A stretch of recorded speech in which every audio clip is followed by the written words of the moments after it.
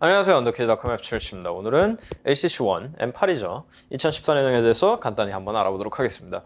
일단 사진으로 봤을 때는 작년에 M7이랑 별로 차이가 없어 보였는데 그냥 사진으로 봤을 때는 디자인이 그냥 위에 굴곡만 조금 변하고 나머지 디자인은 거의 똑같아 보였죠. 근데 실제로 받아보니까 일단 첫 번째 제일 큰 거는 작년 모델 같은 경우에는 처음 초도 물량이 마감이 굉장히 안 좋았어요. 그래가지고 뭐 여기 사이에 뭐 명암이 한 장 들어가느니 마느니 하는 얘기도 들렸고, 플라스틱이랑 메탈 간의 단차가 굉장히 컸어요. 그리고 손에 잡을 때 느낌도 굉장히 후졌고 그랬는데 편하게 생겨가지고 실제로 손에 잡으면 굉장히 후졌단 말이에요. 근데 이번 모델은 손에 잡을 때 느낌도 너무 좋고 마감도 통자 절삭 알루미늄이어가지고 정말 좋아요. 한치의 틈도 보이지 않는 마감을 보이고 있어요. HTC가 웬일이지 싶은 그런 마감이죠. 일단 들어가면은 전면에 듀얼 스테레오 스피커가 있죠. HTC가 자랑하는 붐사운드 스피커, 전면 카메라 5인치 FHD 디스플레이, 그리고 HTC 로고가 있죠. 원래 여기 전작에는 백키랑 홈키가 있었는데 이게 안쪽으로 들어갔어요. 소프트키로. 이거 호불호에 좀 갈릴 것 같은데 공간 활용이 충분히 됐을 수도 있는 부분에서 안 들어갔다는 건 아마 불호 쪽이 좀 더 많겠죠. 저는 소프트키를 좋아하지만. 위에 쪽에 전원키가 있고요. 그리고 이쪽 전체 적외선 포트예요. 그래가지고 리모컨으로 쓰실 수 있고, 오른쪽에 마이크로 SD 카드 슬래시 있고요. 128기가까지 지원하고 볼륨 키. 아래쪽에는 3.5파 이어폰 잭이 아래로 내려왔고 마이크로 USB 포트.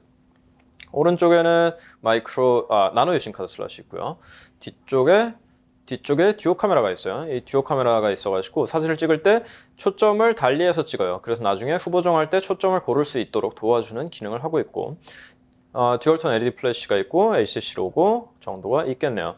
마감 잠깐 보고 갈게요. 마감이 정말 좋아요. 가까이 보면은 이렇게 마감이 정말 잘 뽑았더라고요. HTC라고 믿을 수 없는 부분이죠. 잠깐 들어가기 전에 사이즈 비교 좀 더 해보고 가자면은 갤럭시 노트 3고요. 엑스페리아 Z1이고요. 대략 이 정도 사이즈라고 보면 되겠네요. 자, 그 정도 하고 일단은 노키아가 처음 시작했고 LG가 요즘 흔하게 만든 기능 중에 이 더블 탭 투 웨이크가 있죠. 이게 LG가 G2에서 히트를 치고 나서부터 많이 들어갔어요. 뭐 특허 그런 게 없나 봐요. 그리고 얘도 들어가고 저번에 했던 엑스페리아 Z2에도 들어가고 제스 타블렛도 들어가고 많이 들어가더라고요. 일단은 런처가 센스 6으로 전체적인 UI가 센스 6로 바뀌었죠. 6 센스로 바뀌었어요. 보면은 소프트웨어 자체는 센스는 6가 들어있고 안드로이드는 4.4.2 키캣이 들어가 있어요. 소프트웨어가 HTC 센스가 윈도우 모바일 때는 잘 나가다가 어느 순간 무슨 3D 같은 이상한 거에 집착하더니 굉장히 무거워졌죠. 그게 센스 5부터 좀 가벼워지게 하려는 노력이 보이더니 이번 센스는 정말 완전히 가벼워요. 가볍고 깔끔하고 아주 산뜻한 기분이 드는 게, 제가 에지간에서는 순정 런처를 안 쓰는데 이번 센스는 쓸 수밖에 없더라고요. 정말 너무 잘 뽑아가지고 마음에 들어요. 아주 깔끔하고 아주 기분 좋은 UI예요. 설정칸도 깔끔하고 이 토글창 이렇게 당기면 나오는 토글창도 굉장히 깔끔하게 잘 되어 있어요. 그리고 디스플레이가 굉장히 좋은데 디스플레이를 좀 가까이서 이거를 제가 직접 보여드릴 수 없는 게 굉장히 아쉬운데 진짜 좋아요. 디스플레이가 최근에 본 모바일 디바이스 중에는 정말 제일 좋은 것 같아요. 디스플레이도 좋고 이 베젤에 대해서 말씀하시는 분들이 많은데 저는 뭐 이 정도 베젤이면 뭐 충분한 것 같은데 충분히 좁지 않나? 뭐 꼭 제로 베젤이어야 좋은 거는 아닌 것 같은데 뭐 얼토당토 없이 큰 것도 아니고 여하튼 그래요. 나머지 스펙을 잠깐 보면은 스펙은 스냅드래곤 801이 들어가 있고요. 이 CPU-Z만 키면 여기 무슨 뭐 계속 이상한 게 눌리는데 스냅드래곤 800이 들어가 있고 2기가 램, 그리고 FHD 해상도의 디스플레이가 들어가 있죠. 내장 스토리지 32기가고요. 확장 가능하다고 아까 말씀드렸고, 자, 그 정도인데 계속 무슨 커서가 떠 CPU-Z 버그인가 봐. 자, 그 정도인데 성능 면에서는 뭐 달리 드릴 말씀이 없죠. 요즘 나오는 퀄컴 스냅드래곤 들어간 건 다 성능 비슷비슷해요. 안투투에서는 요 정도 점수가 나와요. 34,000점. 이게 벤치마크를 또 조작을 했다는 소리가 있는데 뭐 여하튼 그냥 수치상으로는 이렇다는 거예요. 그 정도만 알아두시고 실제 성능에서 쓸 때는 정말 한치의 렉도 볼 수 없는 빠릿빠릿한 성능을 자랑하고 있어요. 요즘 나오는 폰들이 다 그렇긴 하지만 뭐 최적화가 잘 되어 있는 건 좋은 일이니까. 소프트키가 아래에 있는 거 가지고 조금 욕을 먹을 수는 있을 것 같긴 한데 이게 균형이 조금 안 맞아 보일 수도 있긴 한데 저는 사실 여기 백키, 홈키가 어중간하게 있는 것보다는 그냥 소프트키로 차라리 안에 들어가 있는 게 더 편한 것 같아가지고 저는 이거에 대한 크게 불만은 없어요. 근데 대부분의 경우에 항상 느끼는 거지만 소프트키가 그 자리에 있는 건 상관없지만 두께를 조금 더 얇게 해줬으면 좋겠어요. 꼭 이런 것 때문에 루팅하게 만들지 말고 이 조절기는 별로 어렵지 않을 것 같은데 왜 그러는지 모르겠어. 자, 그 정도 하고 카메라 기능에서 HTC가 요거 카메라를 갖다가 예전부터 울트라 픽셀을 넣었었죠. 울트라 픽셀이라는 게 그거죠. 화소수를 조금 낮추고 한 픽셀당 빛을 많이 받게 해가지고 어두운 데서 빛을 잘 받아서 밝은 사진을 찍겠다는 건데 사실 그게 중요한 게 아니고 이번에 듀오 카메라가 들어가서 어떤 느낌이냐면 사진을 이렇게 찍어요. 그냥 따로 설정 없이 찍은 다음에 편집에 들어가서 효과에서 언포커스 기능이 있어요. 언포커스 기능을 누르면 이렇게 포커스 재조절이 가능하다는 거예요.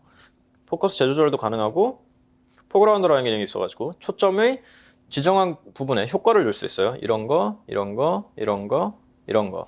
색깔을 여기에만 넣는다든지 이런 재밌는 기능들이 들어가 있어서 꽤 쓸만해요. 그리고 디멘션 플러스라고 한창 3D가 유행할 때가 있었죠. 옵티머스 3D라는 애들. 근데 이거는 이렇게 하면은 이거 꽤 되게 3D 같아요. 이게 애들 장난 같긴 한데 이거 은근히 쓸만해요. 재밌어. 결국 장난인 건 똑같구나. 여하튼 카메라 기능들이 꽤 괜찮아요. 근데 문제는 화소가 낮기 때문에 다른 거에 비해서 다른 거는 뭐 요즘 16메가픽셀이네 그런 카메라를 달고 있는데 이건 화소가 낮은 편이기 때문에 이렇게 당겼을 때 디테일이 아무래도 좀 많이 뭉개지는 감이 있어요. 특히나 디스플레이가 FHD이기 때문에 이거를 줌을 당기면 더더욱 못 달아주는 문제가 있고요. 그거를 차치하고서는 카메라 사진이 굉장히 잘 나오는 편이에요. 잘 나오는 편인데 사실 갤럭시 S5라든지 엑스페리아 Z2랑 비교하기는 여전히 민망한 수준이죠. 자, 그 정도. 소리도 굉장히 좋은 편이에요. 전면에 스테레오 스피커가 달려있죠. 스테레오 스피커 달려있는데 어디 갔냐, 그냥 틀어드릴 게 없네. 저작권에 걸려가지고. 스테레오 스피커가 달려있는데 음량도 굉장히 괜찮은 편이고 베이스도 적당히 있고 소리 정말 잘 뽑아줬어요. 근데 문제는 스테레오 스피커 자체는 좋은데 이어폰으로 듣는 사운드는 별로 좋은 편이 아니에요. 이어폰으로 듣는 소리는 약간 너무 좀 조미료를 많이 친 것 같은 느낌이에요. 여기 붐 사운드가 예전에 여기 비치 오디오가 들어가 있었죠. 근데 이거 아이콘이 이렇게 생겼어. 되게 예전 비추 오디오, 이거 B자처럼 생겼잖아요. 비추 오디오랑 헷갈리게 하려고 일부러 디자인 이렇게 한 건데 이거 안 걸리나? 모르겠는데 붐 사운드를 키면은 좀 너무 뭐라 그러지? 너무 조미료를 많이 친 것 같은 맛이 들고 붐 사운드를 끄면은 소리가 재미가 굉장히 없어지고 드라이해져요. 그래서 굉장히 소리에 대해서 좋은 평을 못 내리겠어요. 특히나 갤럭시 S5나 엑스페리아 Z2 같은 경우에 소리 면에서 엄청나게 발전했고 엑스페리아 Z2는 노이즈 캔슬링까지 들어가 있는 상황이기 때문에 더더욱 칭찬을 못 해주겠어요. 하지만 작년 정도 수준이라고 생각하면은 나쁘지 않은 편이에요. 하지만 칭찬은 못 해주겠다 정도. 배터리 수명이 생각보다는 괜찮게 가요. 2600mAh 배터리가 들어있는데 사실 이 정도면 부족한 편은 아니죠. 근데 불구하고 지금 여기서 문제가 되는 건 얘 혼자만의 세상이 아니라는 거예요. 지금 경쟁작들이 있죠. 이 얘기는 조금 이따 합시다. 그래서 전반적으로 볼 때 굉장히 잘 만든 폰이에요. 저는 쓰면서 되게 기분 좋게 썼어요. 그냥 이렇게 켜가지고 블링피드로 넘어가가지고 뉴스 몇 자 읽다가 일하고 이런 것들이 센스 6.0에서 엄청 가벼워지고 간단해지고 다른 서드파티 앱을 쓰는 것도 사양이 받쳐주기 때문에 엄청 빠릿빠릿하고 부드럽고 정말 페이지 넘긴다든지 하는 게 굉장히 부드럽게 넘어가요. 제가 지금 적당히 보여드릴 페이지가 없어서 그러는데 스크롤 같은 것도 그렇고 페이지에 넘어가는 것도 그렇고 굉장히 부드럽게 돼가지고 저는 쓰면서 굉장히 기분이 좋았어요. 그리고 제일 중요한 거는 마감이 디자인 자체는 사실 작년 모델이랑 큰 변함이 없어가지고 새롭다는 느낌은 없죠. 근데 손에 잡는 느낌이라든지 하는 게 정말 기분 좋게 잘 뽑았어요. 이건 정말 예술 작품같이 잘 뽑았어요. 근데 여기서 문제는 뭐냐면 세상에 이 제품 하나만 존재한다든지 아니면 경쟁작들이 없다면 모르겠어요. 근데 지금 아까 비교해드린 것뿐만 아니더라도 지금 시장에서 플래그십으로 팔리고 있는 게 갤럭시 S5랑 엑스페리아 Z2가 있죠. 좀 있으면 LG G3도 나올 텐데. 근데 이미 나온 것들만 보더라도 이 친구가 가진 거를 다 가지고서 배터리는 얘가 2600이고 S5가 2800, Z2는 심지어 3200이에요. 3200이고 얘는 램이 2기가죠. 물론 S5도 2기가지만 Z2는 심지어 3기가예요. 소리가 좋냐? Z2는 여기다가 클리어 베이스랑 노이즈 캔슬링까지 들어가 있어요. 그리고 마감도 다른 애들이 부족하지 않아요. 물론 디자인이나 재질은 이 친구가 우위를 점하는 부분이 있지만 그래서 경쟁력이 모르겠어요. 얘만 절대값으로 보고 보자면은 딱 작년에 나왔으면은 우위를 선점할 수 있었을 거예요. 사실 작년에 나온 애들이랑도 비슷하긴 한데 근데 올해 플래그십이라고 보기에는 조금 무리가 있다는 거예요. 같은 가격에서 이걸 살 거냐 하면 그거는 아니에요. 이게 좋은 폰이냐? 그건 좋은 폰이에요. 근데 같은 가격 선상에서 놓고 본다면은 얘는 100불 정도는 아래에 있어야 얘를 고를 만한 이유가 생기겠다는 거예요. 같은 돈 주고는 못 사지 이거는. 같은 가격에 브랜드 네임이 아주 좋거나 아니면 둘 다 방수가 들어가 있고 심지어 얘는 3기가고 그런 상황에서 얘를 같은 돈 주고는 못 사죠. 그 정도 결론에 내려질 것 같아요. 좋은 폰이지만 같은 돈 주고는 못 사겠다. 이상의 HTC One M8이었고요. 구독하기 버튼 누르는 거 잊지 말아주시고 다음 이 시간에 뵙도록 하겠습니다. 끝!